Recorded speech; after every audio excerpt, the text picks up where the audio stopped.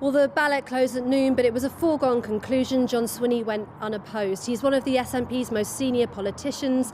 He was one of its longest-serving deputy first ministers, an ally of Nicola Sturgeon, and someone that senior figures within the party had supported. And he said today that the fact he was the only candidate demonstrated that the SNP was coming back together again. He said that polarisation in politics had to stop, although, interestingly, when asked whether he'd ever contributed to it, he conceded that, yes, at times he had. Scottish Labour, meanwhile, said this was not so much a coronation as a stitch-up. They want fresh Holyrood elections. We asked John Swinney about this earlier, given that Nicola Sturgeon called for a general election following Liz Truss's resignation. At the time, she said that it was a democratic imperative. Isn't that the democratic thing to do?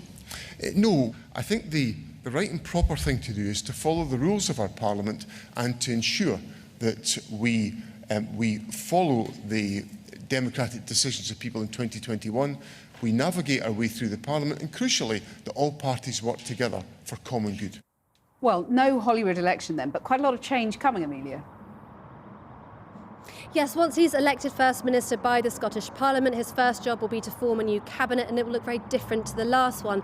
There'll be no junior minister post for the Greens, for example, following the bitter end of that power-sharing agreement that led to Humza Yousaf's resignation.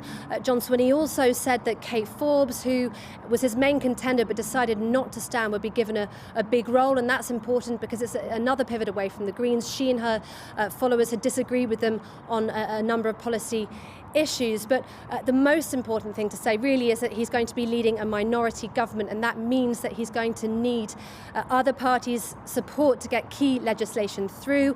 Amid all of that, you've got the police probe into party finances, so all in all, it is quite the inheritance.